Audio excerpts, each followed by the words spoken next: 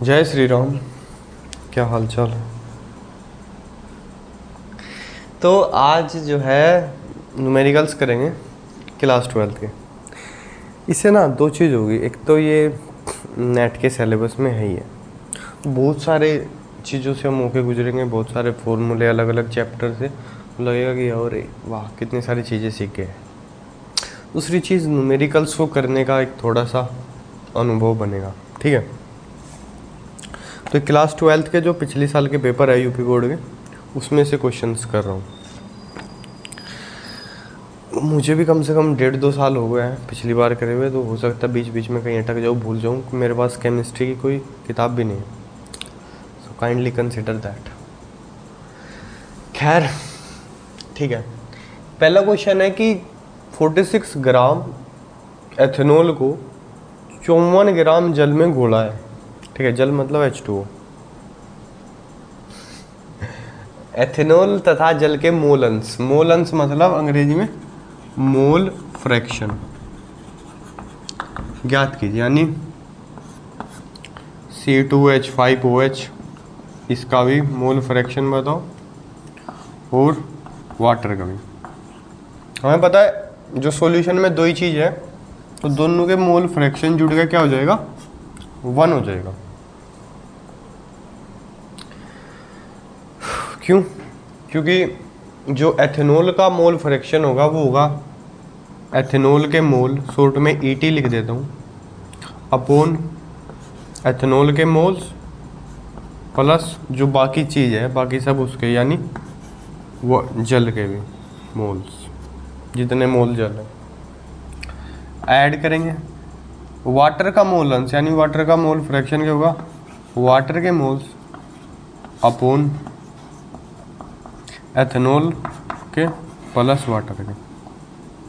देखो अगर इन दोनों को जोड़ूंगा तो क्या हो जाएगा, नीचे भी एथेनॉल के और वाटर के और ऊपर भी, तो 1 ही हो जाएगा, है नहीं। मिटो देते हैं कि जगह बनानी है यार।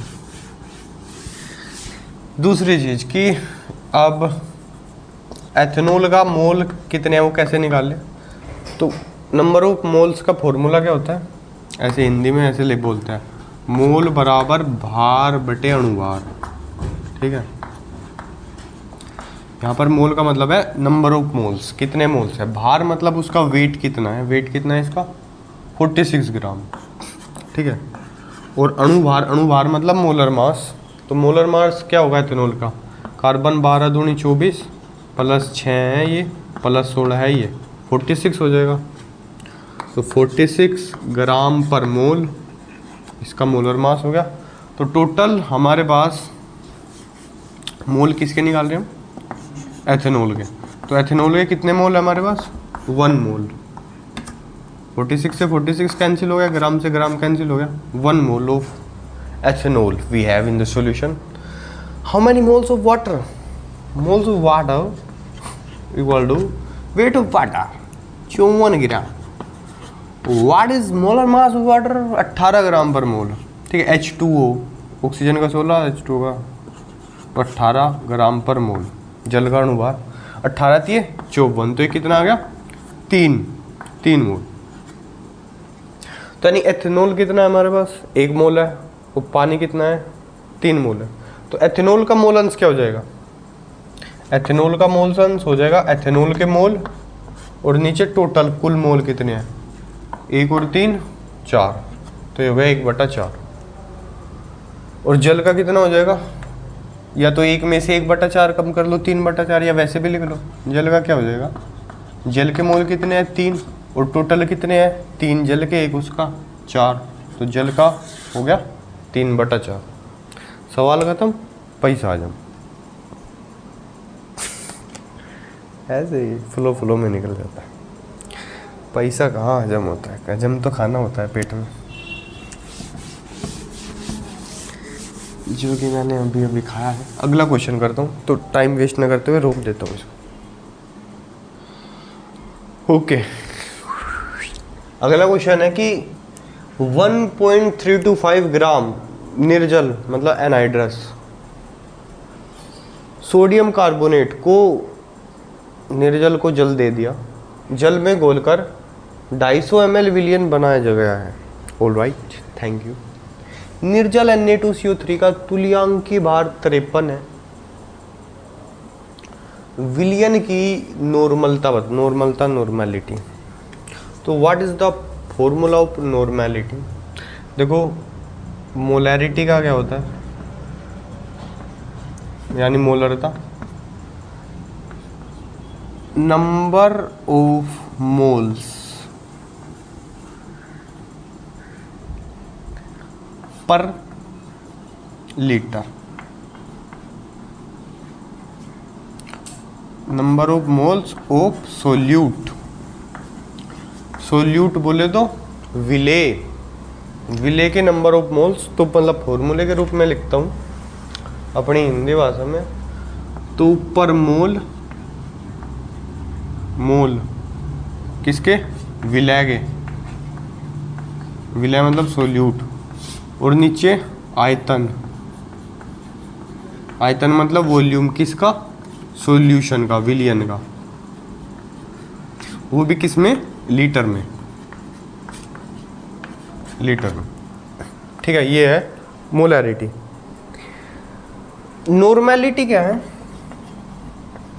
नॉर्मेलिटी इज इक्वल टू, उसमें मोल होता है, इसमें क्या होता है, वेट इक्विवेलेंट, जिसको बोलते हैं तुल्यांकी भार।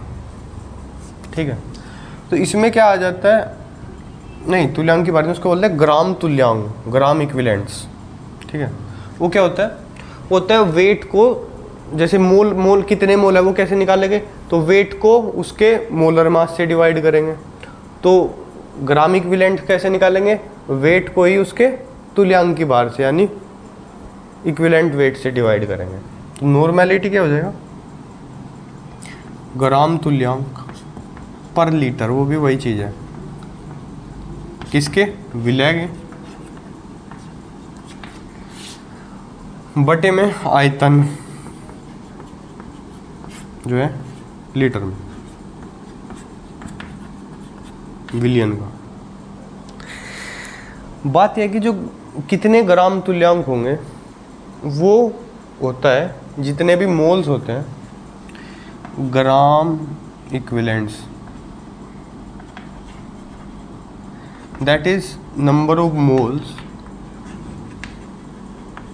मल्टीप्लाइड विद, इसका क्या फैक्टर तो बोलते हैं उसको, एसिडिटी, बेसिसिटी, जैसे ये क्या है Na2CO3, ये तो साल्ट है, इसका चार्ज फैक्टर बोल देंगे खाली, कि जैसे Na2CO3 पता ही होगा वैसे आपको, तो Na पॉजिटिव 2 है और उसके साथ में CO3 2 नेगेटिव है, मतलब इसी की तुलना में देखो इसने 2 पॉजिटिव चार्ज दिए है, इसी की तुलना में अगर NaCl होता तो वो 1 पॉजिटिव देता और Cl 1 नेगेटिव देता। मतलब कि अगर मैं इसका एक मॉलिक्यूल ले रहा हूँ और इसका एक मॉलिक्यूल ले रहा हूँ, तो अरे ऊपर का तो दिख नहीं रहा होगा यार, क्या दे ऊपर कर दिया, आज कैमरा थोड़ा नीचे किया हुआ है, शिट, चलो नीचे ही लिखता हूँ। देखो बात क्या है कि Na2CO3 का अगर मैंने एक मॉलिक्यूल लिया, एक अणु, और NaCl का एक लिया, तो ये क्या करेगा, ये जो है विलियन में यानी सॉल्यूशन में ये 2 Na छोड़ देगा, Na पॉजिटिव और Na पॉजिटिव 2 छोड़ दिए जालिम ने, जबकि ये बेचारा एक मॉलिक्यूल जो है एक ही छोड़ देगा। तो एक ही अकेला डबल काम कर रहा है, इसलिए इसका फैक्टर जो है वो 2 की मल्टीप्लाई हो जाएगी। और अगर इसका वो निकालेंगे जो है क्या बोलते हैं, जो तुल्यांकी भार होता है एक्चुअली वो मोलर मास को उसी फैक्टर से डिवाइड करके आता है, ऐसे समझ लो। या जो ग्राम इक्विवेलेंट्स होते हैं वो नंबर ऑफ मोल्स को उसी फैक्टर से मल्टीप्लाई करके आता है। एक बार और क्लियरली लिख देता हूँ, पहले एक बार ये क्वेश्चन कर देते हैं फिर लिख देता हूँ। ठीक है। तो यहाँ पे क्या है, सिंपल सी बात, इनटू इसमें क्या हो जाएगा 2 हो जाएगा, ठीक है, जो भी इनटू जो भी इसको चार्ज फैक्टर बोल देते हैं फिलहाल, ठीक है। अगर एसिड होता तो उसके केस में बेसिसिटी लेते हैं, बेस होता है उसके केस में एसिडिटी लेते हैं, वही है। अच्छा, तो इसमें क्या है फिलहाल, ग्राम तुल्यांक क्या हो जाएंगे, ग्राम तुल्यांक हो जाएंगे इसका वेट कितना है, वेट है 1.325 अपॉन इसका तुल्यांक की भार कितना है 53 है। ये तो हो गए इसके नंबर ऑफ ग्राम इक्विवेलेंट्स। और अपॉन में क्या करना है, अपॉन में लेना है इसका आयतन कितना है। तो आयतन कितना है, 250 मिलीलीटर है। 1 लीटर में कितना होता है, लीटर में लेना था, लीटर में होता है 1000 मिलीलीटर। तो 250 मिलीलीटर को मैं कह दूंगा 1/4 ऑफ लीटर, ठीक है। और ये चले जाएगा ऊपर, और 13 चौके 52 और 25 चौका 100, तो मल्टीप्लाई करके ये आ जाएगा मेरे हिसाब से 5.3 ऊपर, 4 की मल्टीप्लाई ऊपर हो जाएगी ना, तो ऊपर क्या आ जाएगा 5.3। देख लो, 5 चौका 20, कैरी 1 कैरी 2, 4 दूनी 8 2 10, कैरी 2 4 दे 12 एक तरह का, हाँ वही है, बटा 53, ठीक है। इसका क्या बोले यूनिट क्या होगा, ऊपर क्या है ग्राम इक्विवेलेंट्स पर लीटर हो गई यूनिट। मोलैरिटी का क्या हो जाता है, मोलैरिटी का हो जाएगा मोल पर लीटर। तो क्या वैल्यू आएगी, आएगी 0.1, 1/10 यानी 0.1। तो ये इसकी नॉर्मेलिटी आ गई, ठीक है। इसी की मोलैरिटी पूछी होती, वो जस्ट इसकी आधी होती, ठीक है। वही चीज़ अभी करने वाला हूँ, एक एक चीज़ बहुत क्लियर ले। ऐसा भी हो सकता है कि आपको पता हो, लेकिन मैं एज्यूम कर रहा हूँ कि आपको नहीं पता है ना। ये फॉर्मूला क्लियर हो जाना चाहिए, ठीक है। ओके,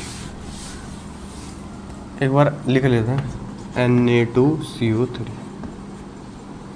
इसका अगर मैं मोलर मास निकालूं, मोलर मास, तो कितना होगा 23 मल्टीप्लाई बाई 2 प्लस 12 प्लस 16 = 48। ये हो गया 46 प्लस ये हो गया 60, ये हो गया 106। तो ये क्या हो गया इसका मोलर मास, मतलब अणु भार, ठीक है। तुल्यांक की भार क्या हो जाएगा,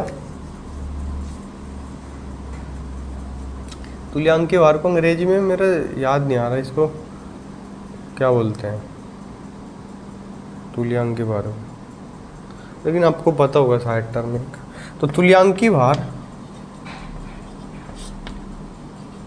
बराबर होता है मोलर मास, जो भी आए अणु भार, और डिवाइड बाई कितना, ये जो इसका चार्ज फैक्टर है जो भी है, इसको भी शायद फैक्टर के सामने शायद पता नहीं चार्ज शब्द था या क्या था, वो भी मेरे याद नहीं आ रहा। चार्ज ही बोल रहा हूँ फिलहाल, इसीलिए। वो क्या, इस पर 2 है तो 2 से डिवाइड करेंगे, तो 106 को 2 से डिवाइड करेंगे तो क्या आएगा 53 आएगा। वही इसका तुल्यांक की भार कितना था, 53 था। इक्विवेलेंट वेट शायद इसको बोलते हैं तुल्यांक की भार को, या कुछ और याद नहीं आ रहा है, लेकिन उसको ग्राम इक्विवेलेंट ही बोलते हैं। अच्छा, ये तो था अभी मोलर मास की बात होगी, तुल्यांक की भार की बात होगी, ठीक है। इसको मिटा देता हूँ कैलकुलेशन को। ये हो गया था 106 और ये हो गया था कितना 53। अब बात आती है कि number of moles, number of moles कैसे निकाल लेंगे, जितना भी वेट है, ठीक है, जितना भी वेट है डिवाइड बाई इधर तो मोलर मास रखेंगे, ठीक है, कितना है 106, और इधर क्या करेंगे ग्राम इक्विवेलेंट्स निकालने के लिए, ग्राम इक्विवेलेंट्स निकालने के लिए वेट के नीचे क्या रखेंगे तुल्यांक की भार रखेंगे, जो कि क्या है 53 है। देखो डिवाइड जो कर रहे हैं वो आधी वैल्यू से कर रहे हैं, है नहीं, तो इसको ऊपर नीचे 2 से मल्टीप्लाई कर दूँ तो क्या हो जाएगा 2 इंटू, बाकी ये क्या हो जाएगा 2W/106, और W/106 क्या है नंबर ऑफ मोल्स, तो number of gram equivalents equal to क्या होगा, 2 इंटू नंबर ऑफ मोल्स। ठीक है, और नंबर ऑफ मोल्स को दिख रहा होगा यहाँ तक तो नीचे, बहुत बढ़िया। नंबर ऑफ मोल्स को अगर मैं डिवाइड कर देता हूँ किससे, आयतन यानी वॉल्यूम से, किसकी, सॉल्यूशन की, पर लीटर। ठीक है, डिवाइड बाय वॉल्यूम, वॉल्यूम ही बोलेंगे क्या इसको, आयतन, आयतन, हाँ वॉल्यूम ही बोलना चाहिए जितना भी है। ठीक है, हिंदी में लिख लेता हूँ, आयतन जितना सॉल्यूशन है उससे डिवाइड कर देता हूँ मैं।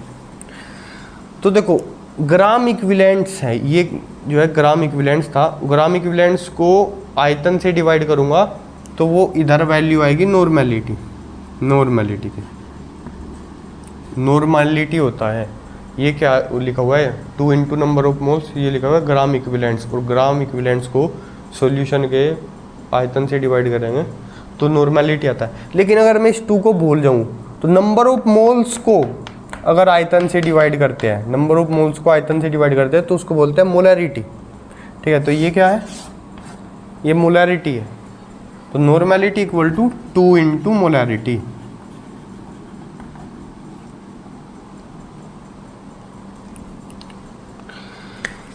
तो यहां से हमको क्या पता चलता है कि नॉर्मेलिटी जो होती है मोलैरिटी से जो भी चार्ज फैक्टर होता है उसी की मल्टीप्लाई कर दो, वही आ जाती है। पहली चीज़ देखो, जैसे इधर डबल हो गई। दूसरी चीज़ क्या है, हम इलेक्ट्रोकेमिस्ट्री में एक तो मोलर चालकता पढ़ेंगे, मोलर कंडक्टिविटी, और एक ये तुल्यांक चालकता भी है। इसको ये देखा हो ना, इसको अंग्रेजी में बोलते होंगे कुछ, एक वेट ग्राम इक्विवेलेंट वाली कंडक्टिविटी। ठीक है, इसमें क्या होता है, इसमें कप्पा गुणा मल्टीप्लाई 1000 और डिवाइड बाई नीचे आ जाती है मोलैरिटी, एम मतलब इधर क्या है, मोलैरिटी है। और इस वाली में क्या होता है, कप्पा मल्टीप्लाई 1000 और नीचे आ जाती है नॉर्मेलिटी। और देखो नॉर्मेलिटी तो मोलैरिटी के या तो इक्वल होगी अगर चार्ज वेक्टर 1 है, डबल है तो 2 गुनी होगी, ट्रिपल है तो 3 गुनी होगी। ठीक है, तो अगर ये 2 गुनी 3 गुनी होगी और वो 2 गुना 3 गुना, तो क्या फैक्टर नीचे आएगा, मतलब ज़्यादा बड़ी वैल्यू से डिवाइड कर रहे हैं तो ये वाली वैल्यू तो कम हो जाएगी नहीं। मतलब इसकी वैल्यू अगर 100 है, इसी प्रकार में देखिए सोडियम कार्बोनेट जिसका चार्ज फैक्टर 2 है, तो इसमें क्या हो जाएगा, वो 200 हो जाएगा। 200 से डिवाइड करेंगे तो वैल्यू आधी हुई। मतलब कि क्या है कि इसमें उल्टा हो जाएगा कि इसमें मोलर कंडक्टिविटी इक्वल टू ये मल्टीप्लाई बाई दैट क्या, चार्ज फैक्टर।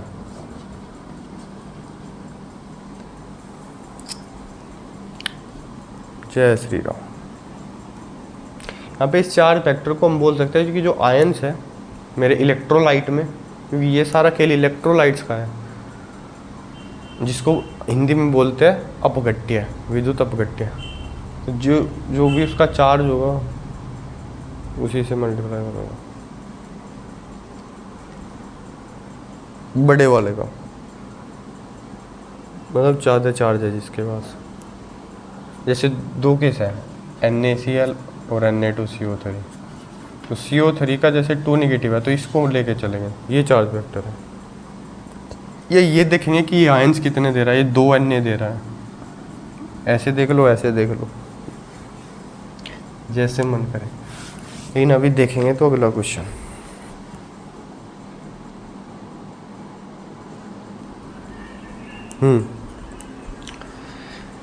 हाँ अच्छा, नेक्स्ट क्वेश्चन।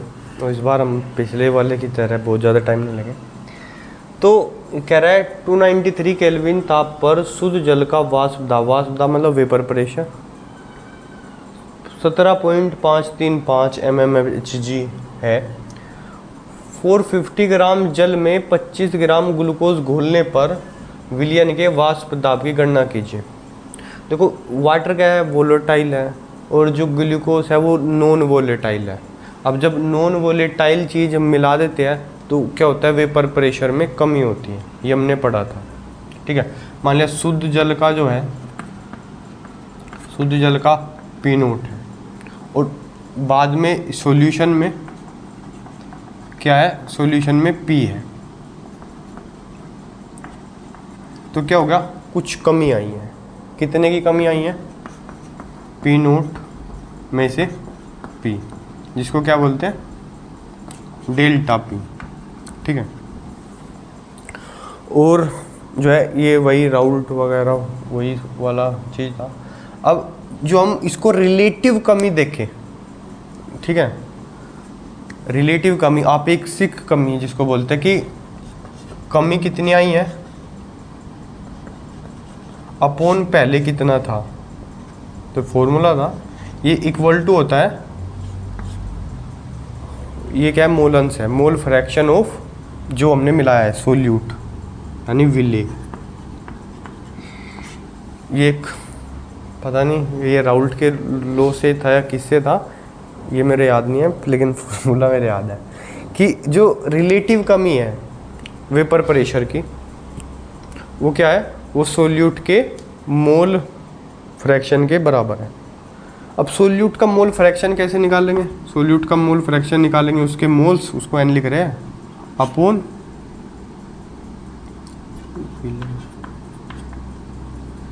ग्लूकोज लिख देता हूँ, ग्लूकोज के लिए जी लिख लेता हूँ, ठीक है, उसके मोल्स अपॉन उसके मोल्स प्लस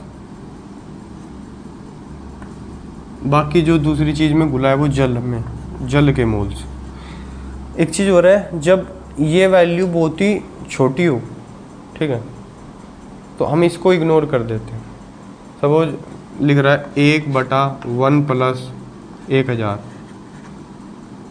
तो इसको तो इग्नोर नहीं कर सकते कि इसको 0 मान ले, लेकिन इसको कर सकते हैं क्योंकि वैल्यू फिर भी करीब करीब इसके इक्वल ही आएगी। ठीक है, अभी इसकी वैल्यू निकाले हम, ग्लूकोज के नंबर ऑफ मोल्स निकाले। कैसे निकालेंगे, ग्लूकोज का वेट 25 ग्राम दिया है क्वेश्चन में, और ग्लूकोज का मोलर मास कितना होता है, 180 होता है शायद, H12O6, 72 प्लस 12 प्लस 96, तो 84 प्लस 96 180 होगा। ठीक है, 180, इसको डिवाइड करें 5 से, तो 5/36 ये ग्राम पर मोल है, तो 5/36 मोल्स हो गए। ठीक है, किसके है, ये किसकी वैल्यू है, ये ग्लूकोज के मोल्स की वैल्यू है, इधर इक्वल देना गलत है। ठीक है, ग्लूकोज के मोल्स और जल के मोल्स, इसको तो मिटा देते हैं, इसको तो कर देते हैं इग्नोर, छोटी वैल्यू आएगी हमें पता है। ठीक है, ऊपर तो 5/36 ले लिया और नीचे खाली जल के मोल्स ले लेते हैं, तो इस कितना है, 450 ग्राम था ना, वेट है 450 ग्राम, और जल का अणुभार में पता होता है 18, तो 9 दूनी 18, 9 पंजे 45, आ गया कितना 25, तो 25 5/36, अगर 25 में वही 5/36 जोड़ेंगे, क्या बहुत छोटी वैल्यू है, तो ये हो गया इसका मोलन्स, हो जाएगा 5/36 गुणा 25, 5 से 25 कट के ये हो जाएगा 1/36 पंजे 180।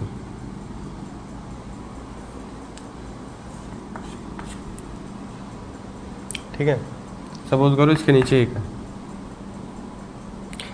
बेसिक मैथ मुझे पता है आपका थोड़ा सा हिला हुआ हो सकता है, उसको ठीक हो जाएगा ऐसे ऐसे,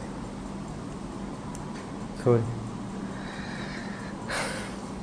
अच्छा ठीक है, ये क्या आ गया, ये आ गया मेरे पास विले का मोलन्स। ठीक है, विले का मोलन्स आ गया, इसकी वैल्यू कितनी आ गई, 1/180 आ गई, तो बाकी सब चीज़ें मिटा देते हैं। इसकी वैल्यू कितनी आ गई है, 101/180, राइट राइट।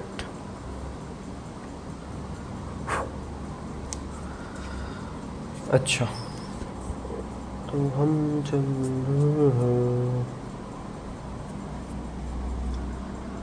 तो इसको जो चेंज है इसको हम क्या लिख सकते हैं कि शुद्ध में पहले कितना था और बाद में कितना होगा, और हमें जो है इसी की गणना करनी है कि बाद में कितना हो गया है। ठीक है, तो इसको ऐसे लिख देते हैं, पी नोट शुद्ध का कितना था, जल का अकेला जब था, और सॉल्यूशन में अब उसका कितना बचा हुआ है, वही तो चेंज है। ठीक है, और अब क्या करेंगे, क्रॉस मल्टीप्लाई कर देंगे, और क्या करेंगे, क्या करें, क्रॉस मल्टीप्लाई। तो इधर ही आएगा 180, 180 की इसमें मल्टीप्लाई करेंगे, इसको थोड़ा इधर लिख लेते हैं पास में। तो 180 पी नोट H2 माइनस के 180 P op H2 equals to क्या हुआ, इसकी 1 में मल्टीप्लाई, पी नोट है इधर, पी नोट है शुद्ध ओप H2। ठीक है, अब इसको इधर ले आएंगे और इसको उधर ले जाएंगे। 180 में से एक अकेला घटेगा तो इधर कितना बचेगा, 179 P naught of H2 equal to ये इधर कितना है 180 पी ऑफ H2। ये है पार्शियल प्रेशर शुद्ध अवस्था में, ये सॉल्यूशन में। समझ में आ रहा ना, हमको इसकी वैल्यू निकालनी है तो इस 180 को क्या ले आते हैं, डिवाइड में ले आते हैं। तो कितना हो गए 179 अपॉन 180 इंटू ये P naught H2 equal to P of H2। ठीक है, विलियन में वेपर प्रेशर बताना है। तो इसकी वैल्यू मेरे को इसने दी हुई है 17.535। ठीक है, तो आंसर क्या आएगा मेरा 179 अपॉन 180 इंटू 17.535। हाय हाय, मल्टीप्लाई कौन करेगा, देखे जरा किसमें कितना है। क्या होगी इससे, कुछ थोड़ी सी वैल्यू कम आएगी है ना, कितनी कम आएगी, 180 की जगह 179 आ गया। ठीक है, मल्टीप्लाई करके देखते रहना, ऐसे होता है सवाल, हमने तो दिखा दिया जी करके। अब अगला सवाल देखते हैं।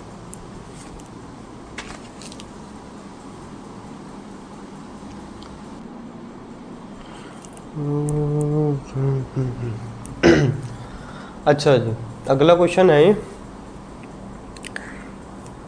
0.02 मोल पर लीटर KCl विलयन से भरे सेल का प्रतिरोध। ये जो है आपका इलेक्ट्रोलाइटिक सेल से क्वेश्चन है। ठीक है, ये KCl भरा हुआ है, KCl, और सेल कांस्टेंट की वैल्यू दी है। सेल कांस्टेंट क्या होता है, इसमें जो हम इलेक्ट्रोड्स लगाएंगे तो इलेक्ट्रोड्स के बीच की जो दूरी है वो L है, और इलेक्ट्रोड्स का जो ये अनुप्रस्थ काट का जो क्षेत्रफल है, अंग्रेजी में भूल गया क्या बोलते हैं उसको, सारी चीज़ भूलता जा रहा है, उसको A बोलते हैं। ठीक है, क्या आया मेरे माइंड में आया अभी, क्या बोलते हैं, cross section area, area of cross section आ गया। ठीक है, वो A है, और उसका दिया है कि ये इसकी वैल्यू है 1.29 सेंटीमीटर इनवर्स। तो सेल का प्रतिरोध यानी कि रेजिस्टेंस दिया है 480 ओम, और बोला है मोलर चालकता बताओ। ठीक है भाई, मोलर चालकता पूछा है, जो कि हमने कहा था क्या होती है, कप्पा गुणा 1000 अपॉन मोलैरिटी, ये मोलैरिटी दी है। अब कप्पा कैसे निकालेंगे, देखो जो प्रतिरोध है प्रतिरोध एक चीज़ होता है प्रतिरोध, और एक चीज़ होता है प्रतिरोधकता, या इसको बोलते हैं विशिष्ट प्रतिरोध, विशिष्ट प्रतिरोध। ठीक है, तो प्रतिरोध क्या होता है कि कोई भी मेरा कंडक्टर है वो करंट के रास्ते में जो रुकावट डालता है उसको बोलते हैं प्रतिरोध। प्रतिरोधकता भी वही होती है, लेकिन फिर हम कुछ वैल्यू फिक्स कर देते हैं। हम बोलते हैं कि अगर A की वैल्यू 1 हो और L की वैल्यू 1 हो तब कितनी लगाएगा। ठीक है, वो चीज़ है, यानी ये चीज़ क्या होती है, ये चीज़ फिर खाली पदार्थ क्या है उस पर निर्भर करता है, वो कितना है उस पर निर्भर नहीं करता, क्योंकि हमने उसकी लेंथ और जो है एरिया फिक्स कर दिया कि इतना, इतने का जो प्रतिरोध होगा उसको प्रतिरोधकता बोलेंगे। ठीक है, हो सकता है बात समझ में आई हो सकता है नहीं भी आई हो, कोई बात नहीं, उसको छोड़ो। तो फॉर्मूला होता है R बराबर रो L बटा ए। ठीक है, ये रेजिस्टेंस है और ये रेजिस्टिविटी। ठीक है, और L बटा ए आपको इधर पता ही चलेगा क्या है, सेल कांस्टेंट है। फिजिक्स में बोले तो ये जो है तार की लंबाई L होती है और जो इसका क्रॉस सेक्शन का एरिया होता है वो A होता है। जब जो है चालक मेरा क्या हो, धात्विक हो, मेटल्स हो। लेकिन अभी तो इसमें क्या है, इलेक्ट्रोलाइट्स है मेरा, तो उसमें L बटा ए क्या होता है, सेल कांस्टेंट होता है। तो ये क्या है, रेजिस्टेंस है, रेजिस्टेंस, और ये क्या है, रेजिस्टिविटी। अभी रेजिस्टेंस का उल्टा यानी 1/R उसको बोलते हैं कंडक्टेंस। अगर मैं इसको उलट दूँ, इसको 1/R कर दूँ इधर, इसको 1/ρ कर दूँ और ये A/L हो जाए। ठीक है, तो 1/R का तो उल्टा क्या होगा, इसका 1/R को बोलते हैं C कंडक्टेंस, और 1/ρ का उल्टा होता है कप्पा कंडक्टिविटी।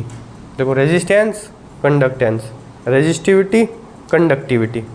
ठीक है, और जो A/L है वो तो A/L ही रहेगा। यानी कि कप्पा के लिए मैं फॉर्मूला लिख सकता हूँ, कप्पा बराबर C, L इधर चला जाएगा, L/A। ठीक है, कप्पा बराबर C L/A, या फिर C क्या होता है, C तो 1/R होता है, यानी कप्पा बराबर 1/R और L/A। और मेरे को R की वैल्यू तो पता ही है 480 है, और L/A भी दिया इसने 1.29।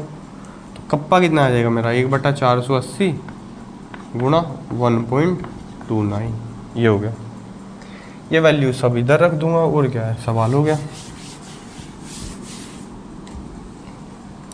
कप्पा की वैल्यू क्या आ गई यार, मैं मिटाओ बड़ी जल्दी देता हूँ, बैक करके पोज करके लिख लियो। कप्पा की वैल्यू आई थी 1.29/480 multiply by 1000 and divide by 0.02। 0.02 को ऐसे लिख दो, 2/100, है ना, कितना बढ़िया है, मोल पर लीटर। ये 100 ऊपर चला जाएगा, एक तो ये कैंसिल हो जाएगा,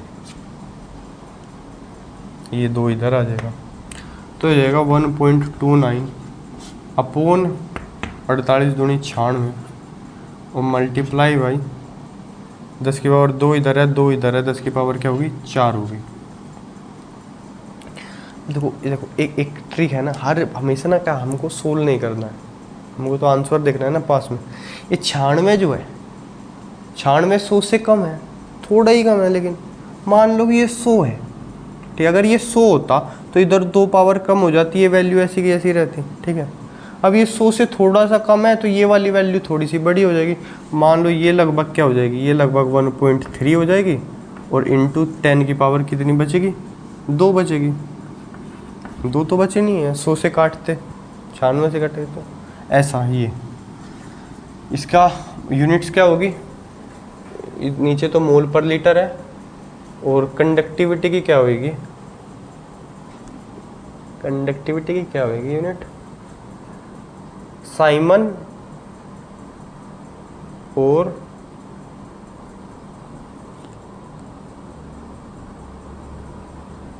एक्चुअली क्या है, इसका पूरे की यूनिट्स याद रखना, वो होती है Simon centimetre square mole inverse. ठीक है, क्यों होती है एक बार सोच लेते हैं, देख लेते हैं। अभी आज का बस यही क्वेश्चन है, ये अब तक ये तरीका कैसा लग रहा है, मैं टाइम कम ले रहा हूँ ज़्यादा ले रहा हूँ, वो एक बार आप फीडबैक दीजिएगा, बाकी के क्वेश्चन तब कर लेते हैं। खाली एक बार इसको देख लेते हैं कि Simon centimetre square mole inverse कहाँ से आया है, इसको एक बार देख लेते हैं बस।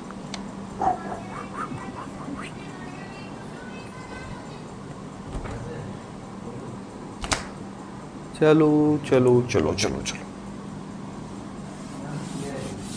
चलो चलो चलो चलो चलो हल्लाबो।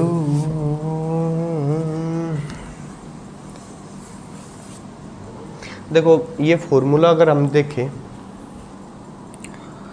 कप्पा बराबर क्या हो गया था 1/r, ठीक है, और L/A ये आया था।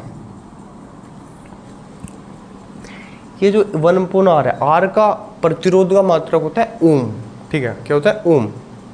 और जो 1/r जो हो गया कंडक्टेंस जो हो गया, उसका मात्रक उसको बोल देते हैं या तो महू बोल देते हैं। देखो OHM ओम, या फिर MHO महू, या फिर साइमन भी बोल देते हैं। साइमन के लिए ऐसे ही लिख देता हूँ, स्पेलिंग याद नहीं मेरे को, क्योंकि इसका पूरा नाम था वैज्ञानिक का जॉर्ज था, जॉर्ज साइमन ओम। तो साइमन भी उसी का नाम है, ओम भी उसी का नाम है। तो 1/r जो है इसका यूनिट मात्रक मतलब ये तो क्या होगी साइमन होगी। इधर लंबाई की इधर सेंटीमीटर होएगी, इसकी सेंटीमीटर स्क्वायर होएगी नीचे, तो कुल मिला के क्या बचेगा सेंटीमीटर इनवर्स बचेगा। इधर भी वैल्यू में दिख रहा है। तो कप्पा की यूनिट मेरी होगी साइमन सेंटीमीटर इनवर्स, ठीक है, ओके। नीचे है क्या है, नीचे है मोल पर लीटर है।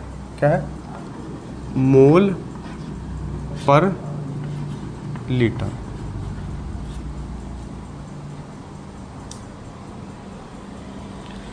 मोल तो ये नीचे रह जाएगा और ये जो लीटर है वो ऊपर चला जाएगा।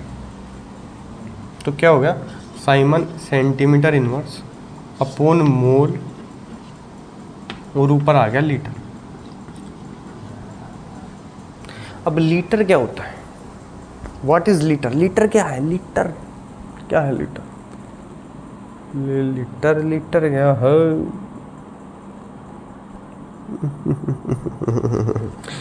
तो दोस्तों और दुश्मनों बड़े ध्यान से सुनना, 1 लीटर का मतलब होता है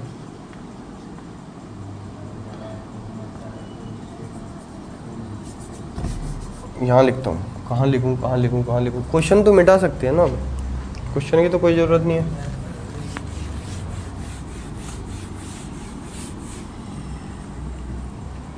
एक लीटर का मतलब होता है 1000 मिलीलीटर। अरे हाँ ठीक है भाई, वो तो पता है, लेकिन मिलीलीटर का मतलब क्या होता है? मिलीलीटर का मतलब होता है 1 सेंटीमीटर क्यूब। मतलब अगर मैं क्यूब बनाऊं, छोटा सा क्यूब बनाता हूं जिसकी लंबाई चौड़ाई ऊंचाई सबकी सब क्या है 1 सेंटीमीटर है, तो जो इसका एरिया हो, जो इसका वॉल्यूम होगा वो क्या होगा 1 सेंटीमीटर क्यूब। उस 1 सेंटीमीटर क्यूब को क्या बोलूँगा मैं? 1 सेंटीमीटर क्यूब को बोलता हूँ मैं 1 मिलीलीटर बोलता हूँ बस। तो 1000 मिलीलीटर मतलब 1000 मिलीलीटर मतलब 1000 सेंटीमीटर क्यूब। तो जो लीटर है, ये लीटर क्या बन जाएगा? लीटर बन जाएगा 1000 सेंटीमीटर क्यूब। अब देखो क्या आया, साइमन आया, ये क्या बन गया सेंटीमीटर स्क्वायर बन गया, और मोल इनवर्स हो गया, ठीक है। अभी तुम सोचो फॉर्मूले में 1000 भी कहाँ से आया, जबकि मोलर कंडक्टिविटी का मतलब है कंडक्टिविटी पर मोलैरिटी, ठीक है, कंडक्टिविटी अपॉन मोलैरिटी होना चाहिए था खाली। ये 1000 कहाँ से? ये 1000 ऐसे ही आया क्योंकि मेरे को यूनिट मैच करनी है। एक तरफ यूनिट मैं सेंटीमीटर में लेके चल रहा हूँ, एक तरफ यूनिट मैं मोल पर लीटर में लेके चल रहा हूँ, तो वो गड़बड़ हो रहा था। तो उस लीटर को क्या बदला मैंने? सेंटीमीटर क्यूब में बदला, इसलिए वहाँ से ये 1000 आ गया। तो ये फॉर्मूला बन गया। तो ये यूनिट क्या है? Simon centimetre square mole inverse. बोलो जय श्री राम। ये यार चौक उछल रही है इधर।